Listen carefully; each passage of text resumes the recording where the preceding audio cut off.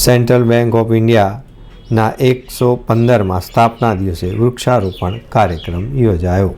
Central bank of ઇન્ડિયાના 115મા સ્થાપના દિવસની ઉજવણીના ભાગરૂપે ભારત સરકારના પર્યાવરણ સંરક્ષણ અભિયાન અંતર્ગત માતાના નામ પર એક વૃક્ષ હેઠળ 15 ડિસેમ્બર 2025ના રોજ અમદાવાદની ટ્યુલિપ ઇન્ટરનેશનલ સ્કૂલ ખાતે વૃક્ષારોપણ કાર્યક્રમનું આયોજન કરાયું હતું. બેંક સ્ટાફ, ગ્રાહકો, સ્થાનિક સમુદાય આ અભિયાનમાં ખાસ સક્રિય રીતે ભાગ લીધો હતો.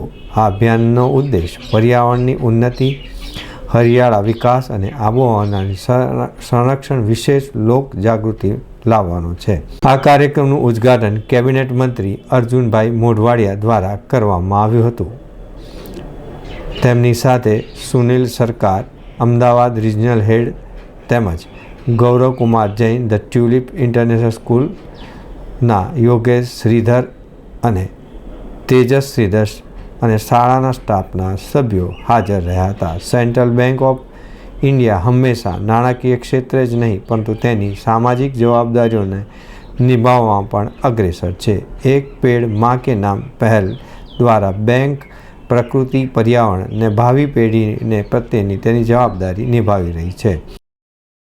સ્થાપના આપણા એક ગુજરાતી પારસીએ કરી હતી. દેશની સૌથી પહેલી આ ભારતીય બેંક હતી જે ભારતીયો દ્વારા ચલાવવામાં આવતી હતી. એના 115મા સ્થાપના દિવસના પરિપ્રેક્ષમાં આજે તુલિપ ઇન્ટરનેશનલ સ્કૂલ ખાતે એક પેડ માં કે નામ કાર્યક્રમ રાખવામાં આવ્યો હતો અને એના દ્વારા બાળકોને પ્રકૃતિને બચાવવાનું અને ખાસ કરીને પ્રકૃતિની સાથે પોતે કેવી રીતે સહઅસ્તિત્વ ટકાવી શકે એ માટેનો કાર્યક્રમ હતો.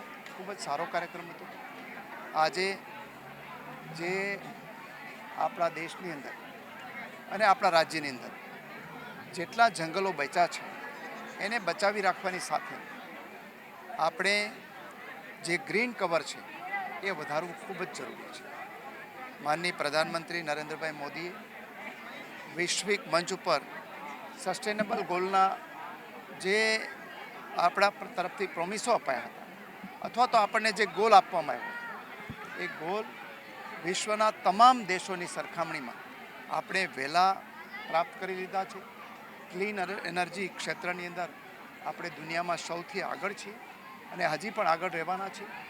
અને ખાસ કરીને યુરોપિયન અને અમેરિકન દેશો જે આપણને વારંવાર આ બાબતે સલાહ આપે છે એણે ભારત પાસેથી અત્યારે શીખવું પડે એવી પરિસ્થિતિ ઊભી થઈ છે. ત્યારે આપણે વડાપ્રધાન શ્રીના આ યજ્ઞની અંદર બહુ સૌ સાથે મળીને એક પેડ માં કે નામ એને ઘર ઘરનો કાર્યક્રમ બનાવી અને એક જન આંદોલન બનાવીને આપણા રાજ્યનું પણ આપણે ગ્રીન કવર વધારીએ એવી સૌને બેંક ઓફ ઇન્ડિયાની સ્થાપનાને 115 વર્ષ 21 ડિસેમ્બરે પૂરા થઈ રહ્યા છે.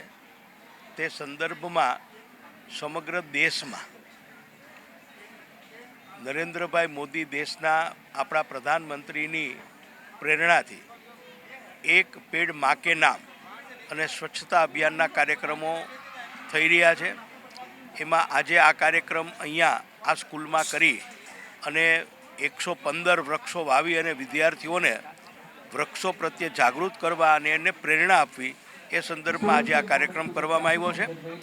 સેન્ટ્રલ બેંક ગુજરાતમાં આવા કુલ 12 કાર્યક્રમો કરવાની છે અને સમગ્ર દેશમાં આવા 180 કાર્યક્રમો થવાના છે જેનાથી લોક જાગૃતિ આવે અને લોકો આપણા દેશમાં વૃક્ષારોપણ વધે અને સ્વચ્છતા વધે એના માટે પ્રેરિત થાય.